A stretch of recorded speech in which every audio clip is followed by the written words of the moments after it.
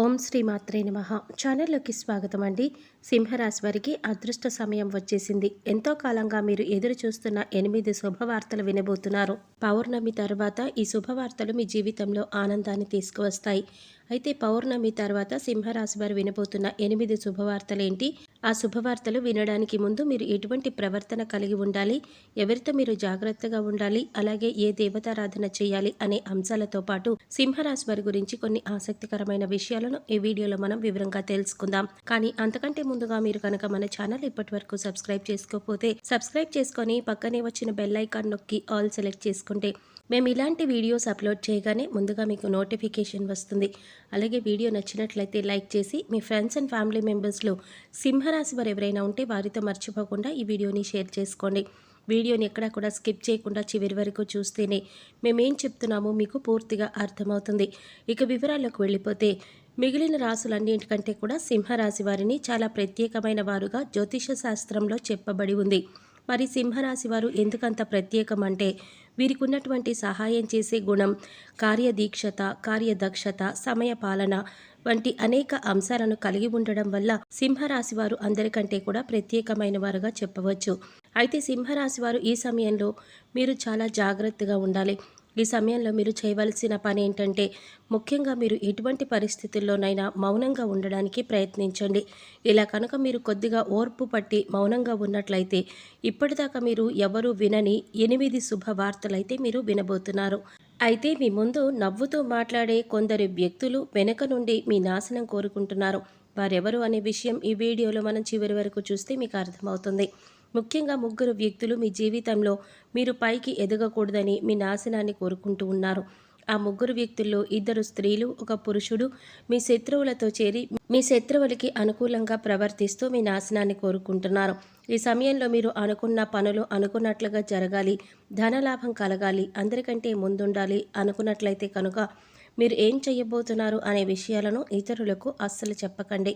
మౌనం వహించండి. ఎందుకంటే మీరు జీవితంలో ఎదగడం ఇష్టం లేని వారు ఖచ్చితంగా మీ మాటలు వింటే మీ నాశనాన్ని కోరుకుంటారు. అంతేకాదు ఈ సమయంలో మీరు ఈ కొన్ని జాగ్రత్తలు పాటించినట్లయితే ఖచ్చితంగా మీరు శుభవార్తలు వింటారు. కుటుంబంలో సంతోషంగా ఉంటారు. ఏ ఒక్క దేవుడిని ప్రార్థిస్తే 2 దేవుళ్ళ అనుగ్రహం కలుగుతుందో మీకు తెలుసా? అదేనండి, రాముడిని ప్రార్థిస్తే హనుమంతుల వారి అనుగ్రహం కూడా మీకు కలుగుతుంది. ఇక వీరిద్దరి అనుగ్రహం ఉంటే ఈ రాశి వారి జీవితం 3 పువ్వులు 6 కాయలుగా మారిపోతుంది. మరి ఆంజనేయ స్వామి వారికి ఇష్టమైన మంగళవారం రోజున మాంసాహారం తినకుండా రాముల వారిని అలాగే హనుమంతుల వారిని ప్రార్థించినట్లయితే మీ మనసులో ఉన్న కోరిక త్వరగా నెరవేరుతుంది. అంతేకాదు ఇలా చేయటం వల్ల రాముల వారి అలాగే హనుమంతుల వారి అనుగ్రహం కూడా మీ పైన పరిపూర్ణంగా ఉంటుందని చెప్పడంలో ఎలాంటి సందేహం లేదు.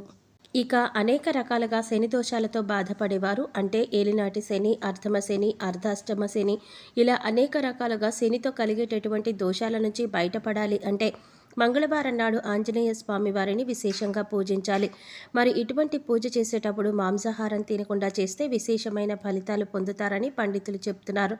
ముఖ్యంగా ఉదయాన్నే అంటే భోజనం చేయడానికి ముందే పూజ ముగించుకుంటే మంచిదని తెలియచేస్తున్నారు. ఈ వీడియోని మీరు చివరి వరకు చూస్తేనే మీకు చేయకూడని తప్పులతో పాటుగా మీరు ఏ వ్యక్తులకి దూరంగా ఉండాలి అనే అంశాలు వివరంగా తెలుస్తాయి.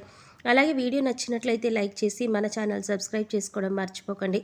ఇక రెండవ తప్పు మీరు చేయకూడనిది ఏంటి అంటే మీరు కోపాన్ని అదుపులో ఉంచుకోవాలి. అలాగే కోపంలో ఉన్నప్పుడు ఎదుటివారిని ఎంత మాట పడితే అంత మాట అనకూడదు.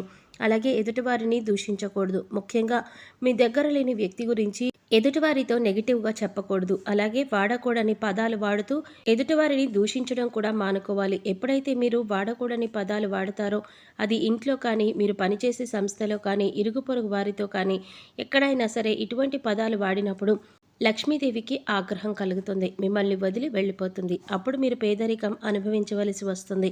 ప్రత్యేకించి ఈ సమయంలో మౌనంగా ఉండాలి. ఈ జాగ్రత్తలు తీసుకుంటే కనుక ఈ రాశివారు ఈ సమయంలో శుభవార్తలు ఖచ్చితంగా వింటారు. మీరు అనుకున్న పనుల్లో విజయాన్ని కూడా సాధిస్తారు.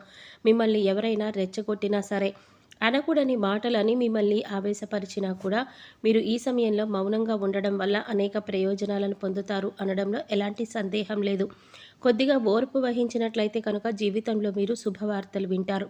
అంతేకాదు మీరు జాగ్రత్తగా ఉండవలసిన ఇంకొక అంశం ఏంటంటే అందరినీ నమ్మి మీరు డబ్బును అప్పుగా ఇచ్చినట్లయితే కనుక మీకు డబ్బు తిరిగి వచ్చే అవకాశాలు చాలా తక్కువగా ఉంటాయి. ఈ విషయాన్ని మీరు గమనించాలి. ఎందుకంటే ఎవరిని పడితే వారిని నమ్మి డబ్బు ఇచ్చినట్లయితే మీ అవసరాలకు డబ్బు లేక చివరికి ఇబ్బందులు పడవలసి వస్తుంది. మనకి ఉన్నంతలో దానం చేయడం, హెల్ప్ చేయడం తప్పు కాదు. కాకపోతే మనం చేయలేని సహాయాన్ని కూడా మీ భుజాల మీద వేసుకుని చేయటం వల్ల మీరు చిక్కుల్లో పడే అవకాశం ఉంటుంది. ఈ విషయాన్ని మీరు గమనించాలి. ఇక ఆర్ అనే అక్షరంతో పేరు మొదలయ్యేవారు ఎవరైనా ఉంటే అటువంటి వ్యక్తుల వల్ల మీ జీవితంలో కష్టాలు అధికంగా వస్తాయి. కాబట్టి అటువంటి వ్యక్తులు ఎవరో మీరు పరిశీలించి ఆ వ్యక్తులకు మీరు దూరంగా ఉండడం మంచిది అని సూచించటమైనది. అలాగే కష్టాల్లో ఉన్నవారికి మీకు వీలైనంత సహాయం చేయటం వల్ల మీరు అదృష్టాన్ని పొందవచ్చు. అంతేకాదు ఈ రాశివారు ఎవరైనా మంచి పొజిషన్కి తీసుకువెళ్ళాలి అనుకుంటే అలా చేసే శక్తి ఈ రాశి వారికి ఉంటుంది. వీరికి ఉన్న పలుకుబడిని ఉపయోగించి వీరికి కావలసిన వాళ్ళని అందలం ఎక్కించగలుగుతారు. మీరు ఎవరిని కూడా గుడ్డిగా నమ్మకూడదు. మీకు ఏదైనా కష్టం వచ్చినా ఎదుటివారితో చెప్పడం కంటే కూడా ఆ దేవుడి వద్ద చెప్పుకోవడం అనేది చాలా మంచిది. అంతేకాదు ఒక రకంగా దేవుడి దగ్గర చెప్పుకోవడం వల్ల మీ కష్టాలు దేవుడు విని వెంటనే తీరుస్తాడు. ఎందుకంటే ఈ సమయంలో మీకు దైవబలం కూడా అండగా ఉంది. ఇక మీలో ఉండే నెగిటివ్ ఎనర్జీ కారణంగా అంటే నేను ఈ పని చేయగలనా లేదా, సాధిస్తానా లేదా, నేను పనిని కరెక్ట్గా చేస్తున్నానా లేదా అని ఆలోచనతో ఉండడం వల్ల మీరు చేసే పనిలో పొరపాటు జరిగే అవకాశం కూడా ఉంటుంది. అందువల్ల ఎటువంటి నెగిటివ్ ఆలోచన లేకుండా దేవుడిని నమ్మి దైవం మీద భారం వేసి మీరు పని చేసినట్లయితే ఖచ్చితంగా మీరు విజయం సాధిస్తారు. అలాగే పని ప్రారంభించే ముందు దేవుడిని తలుచుకోవడం మాత్రం మర్చిపోకండి. పి ఇంకా ఎస్ అనే అక్షరాలతో పేర్లు మొదలయ్యే స్త్రీలతో మీరు చాలా జాగ్రత్తగా ఉండాలి. వారిని నమ్మి అన్ని విషయాలను వారితో చర్చించకూడదు. అంతేకాదు వారికి ఎంత దూరంగా ఉంటారో మీకు అంత మేలు జరుగుతుంది. అలాగే ఆర్ అనే అక్షరంతో పేరు మొదలయ్యే మగవారితో కూడా ఈ రాశివారు దూరంగా ఉండాలి. పి ఇంకా ఎస్ అనే అక్షరాలతో పేర్లు మొదలయ్యే స్త్రీలతో మీరు చాలా జాగ్రత్తగా ఉండాలి. వారిని నమ్మి అన్ని విషయాలు వారితో చర్చించకూడదు. అంతేకాదు వారికి ఎంత దూరంగా ఉంటారో మీకు అంత మేలు జరుగుతుంది. అలాగే ఆర్ అనే అక్షరంతో పేరు మొదలయ్యే మగవారితో కూడా ఈ రాశివారు చాలా దూరంగా ఉండాలి. ఎందుకంటే ఈ ఇద్దరు స్త్రీలు ఇంకా పురుషుడు మీ నాశనాన్ని కోరుకునే వారిలో ఉండే అవకాశం ఉంది. ముందు చెప్పుకున్న విధంగా ఈ అక్షరాలతో పేర్లు మొదలయ్యే ఇద్దరు స్త్రీలు అలాగే ఒక పురుషుడితో మీరు చాలా జాగ్రత్తగా ఉంటే మీ జీవితంలో మీరు ముందుకు వెళ్ళగలుగుతారు. అలాగే మరిన్ని యోగవంతమైన ఫలితాలు పొందటానికి ఈ సమయంలో మీరు చేసుకోవలసిన దేవతారాధన చూసినట్లయితే గురువారం నాడు దత్తాత్రేయ, దక్షిణామూర్తి వంటి గురు స్వరూపాల ఆలయాల్ని దర్శనం చేసుకోండి. మాస శివరాత్రి రోజున శివుడికి అభిషేకం చేయించుకోండి. అలాగే సోమవారం నాడు శివుడికి విశేషంగా పూజ చేసుకున్నట్లయితే జీవితంలో ఉన్నతిని పొందుతారు. చూశారు కదండి, సింహరాశి వారు ఈ సమయంలో ఏ విషయంలో జాగ్రత్తలు తీసుకోవాలి, అలాగే పౌర్ణమి తర్వాత మీరు ఎటువంటి శుభవార్తలు వినబోతున్నారు, అలాగే ఈ సమయంలో మీరు ఏ వ్యక్తులతో జాగ్రత్తగా ఉండాలి అనే అంశాలతో పాటుగా ఈ సమయంలో మీరు చేసుకోవలసిన దేవతారాధన గురించి ఈ వీడియోలో మనం వివరంగా తెలుసుకున్నాం కదా. ఈ వీడియో మీకు నచ్చినట్లయితే లైక్ చేసి మీ ఫ్రెండ్స్ అండ్ ఫ్యామిలీ మెంబర్స్లో సింహరాశి వారు ఎవరైనా ఉంటే వారితో మర్చిపోకుండా ఈ వీడియోని షేర్ చేసుకోండి. అలాగే ఇప్పటి వరకు మన ఛానల్ కనుక సబ్స్క్రైబ్ చేసుకోకపోతే సబ్స్క్రైబ్ చేసుకొని పక్కనే వచ్చిన బెల్ ఐకాన్ నొక్కి ఆల్ సెలెక్ట్ చేసుకుంటే మేము ఇలాంటి వీడియోస్ అప్లోడ్ చేయగానే ముందుగా మీకు నోటిఫికేషన్ వస్తుంది. మరో చక్కటి వీడియోతో మళ్ళీ కలుద్దామండి. ఓం శ్రీమాత్రే నమః.